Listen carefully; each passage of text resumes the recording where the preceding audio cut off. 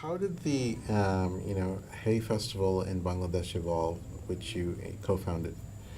That was interesting. In the meantime, it's kind of a long story, but I got very involved when I also got back promoting performing arts in Bangladesh. So involved with a non-profit trust called Sadhana. Been involved for many years with that, and through that, I started to love traveling around Bangladesh and wanting to promote our history and culture. So I started a travel company called Jatrik, as in traveler. And through Jatrik, travelers were coming, taking them around, and we started promoting Bangladesh sort of arts and culture and music. And so we started putting on events. And we put on, we were with some other organizations, put on the first Dhaka World Music Fest. Okay.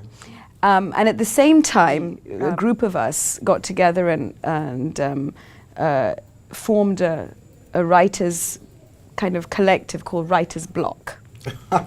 That's very clever. And so through Writer's Block, I restarted my sort of poetry in a kind of more serious way. Right. I've been writing, of course, when I was young and everything. And so through Writer's Block and through my Jatrik and Shadhuna and all of that, when people used to come to town, or like a writer used to come to town, to sort of arrange talks and things for them. And so when Hay Festival was somebody had told them about Dhaka, that you should try Dhaka. I think one of the trustees of the Mother Hay. And they had contacted the novelist Tamima Anam.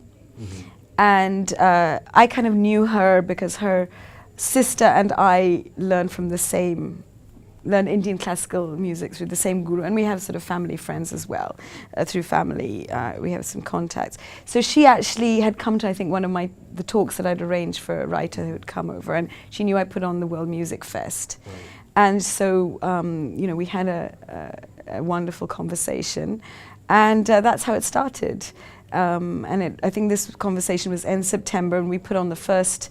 She's based in London, and I'm based in Dhaka, and we put on the first Hay Festival Dhaka at the British Council on 21st November 2011. Wow. So that's really, talk about short order planning. And so we managed to sort of flush out a whole day-long festival in a couple of months, and managed to raise some money through people who were very, very supportive. Yes, the rest is history. As they say, yes. As they say.